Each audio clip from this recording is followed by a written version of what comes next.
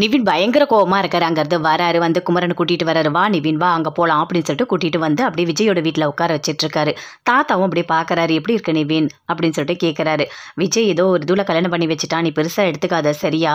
அவன் பக்கம் இருந்து பார்த்தா அவன் கொஞ்சம் நியாயமா தான் இருக்கும், ஆனால் அவன் கொஞ்சம் கோவக்காரன் தான் அப்படின்னு சொல்றாரு தாத்தா. அப்படின்னு நிவின் பார்க்கறாரு.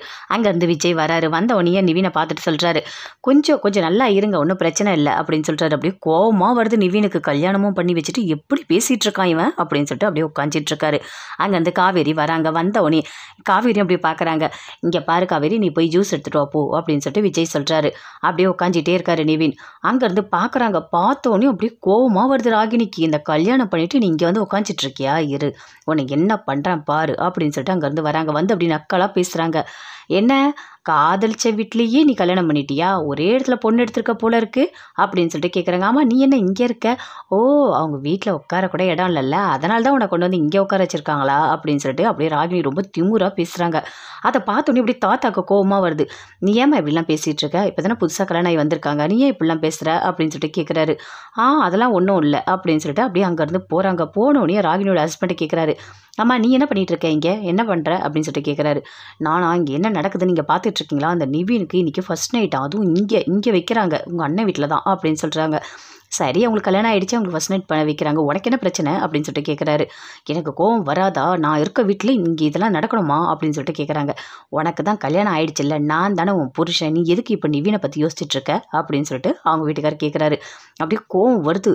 இங்கே பாரு, எனக்கு வர கோவத்துக்கு என்ன பண்ணுறதுன்னு எனக்கு தெரியல, நல்லா தெரிஞ்சுக்கோ, அவங்களுக்கு முதலிரவு இங்கே நடக்கவே கூடாது, அப்போ தான் நான் உன் கூட பேசுவேன்.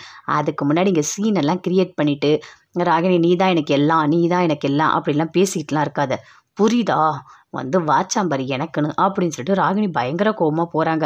அப்படியே பார்க்குறாரு அஜய். இவத்தை கல்யாணம் பண்ணுறதுக்கு சும்மா இருந்திருக்கலாம் அப்படின்னு சொல்லிட்டு அப்படியே கோவப்படுறாரு. யமுனோட அம்மா அப்படியே ஃபீல் பண்ணிகிட்டே இருக்காங்க. அங்கே வந்து காவேரி வந்து பேசுகிறாங்க. அம்மா நீ அழாதம்மா, ஃபீல் பண்ணாதம்மா அப்படின்னு சொல்லிட்டு, ஏண்டி இப்படிலாம் பண்ணிகிட்டு இருக்க, நீ மட்டும் முடிவு எடுக்கிற, நான் அம்மா தானே, எனக்கு முடிவு எடுக்க தெரியாதா, என்கிட்ட நீ பிரச்சனையெல்லாம் சொல்லியிருந்தா எது நல்லது எது கெட்டது நான் யோசிச்சு ஏதாவது பண்ணியிருப்பேன்ல, எனக்கும் தெரியும்டி, எப்போ அடிக்கணும் எப்போ குழந்தைங்கள அரவணைக்கணும் எல்லாமே எனக்கும் தெரியும், புரியுதா அப்படின்னு சொல்லிட்டு அவங்க அம்மா சொல்கிறாங்க. அம்மா சாரிம்மா, நான் பண்ண பிரச்சனையை நானே சரி பண்ணிடுறேம்மா அப்படின்னு காவேரி சொல்கிறாங்க. என்னடி சரி பண்ண போகிற, இவ கலெக்டர் ஆவா பெரிய ஆஃபீஸர் ஆவான்னு நினச்சேன், கடைசியில் இப்படி பண்ணிட்டா அப்படின்னு சொல்லிட்டு பயங்கரமாக ஃபீல் பண்ணுறாங்க.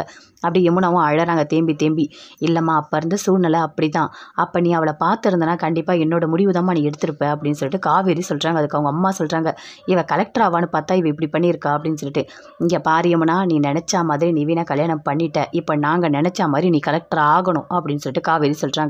நான் கண்டிப்பாக ஆவோம்மா, உங்கள் ஆசையெல்லாம் நான் நிறைவேற்றுவோமா அப்படின்னு சொல்கிறாங்க. யமுனா அங்கேருந்து கூட்டிகிட்டு போகிறாங்க. போயிட்டு ஃபர்ஸ்ட் நைட் ரூமில் விடுறாங்க. அப்படியே நிவின் கோவமாக இருக்காரு. உள்ளே வந்தோடனே அவ்வளோ கோவம் வருது. என்ன நிவின், ஏன் நிவின் இன்னும் கோவமாக தான் இருக்கியா அப்படின்னு சொல்லிட்டு யமுனா கேட்குறாங்க. என்ன நடிக்கிற நீ எதுக்கு தேவையில்லாமல் என்கிட்ட பேசிகிட்டு இருக்க அப்படின்னு சொல்கிறாரு. இங்கே பாரு நிவின், நீ தானே எனக்கு நம்பிக்கை கொடுத்த, நீ தான் எல்லாமே நான் நினச்சிட்டேன், அதனால தான் உன்னை கல்யாணம் பண்ணணும்னு நான் நினச்சேன் அப்படின்னு யமுனா சொல்கிறாங்க. இங்கே பாரு, இந்த நடித்து அழறவெல்லாம் இனிமேல் என்கிட்ட பண்ணிகிட்டு இருக்காது, உன்னை பார்த்தாலே எனக்கு கடுப்பாக இருக்குது, என்னை தேவையில்லாத கோவப்படுத்தாத, என்ன கல்யாணம் பண்ணிட்டீங்கன்னு சொல்லிட்டு ரொம்ப இதுவாக இருக்கீங்களா, ஆனால் இனிமே தான் உங்களுக்கு இருக்குது, என்கிட்ட நீ எவ்வளோ கஷ்டத்தை அனுபவிக்க போகிறேன்னு பாரு அப்படின்னு சொல்லிட்டு நிவின் அப்படியே கோவமாக திட்டுறாரு. யமுனா அழறாங்க, பயங்கரமாக அழறாங்க.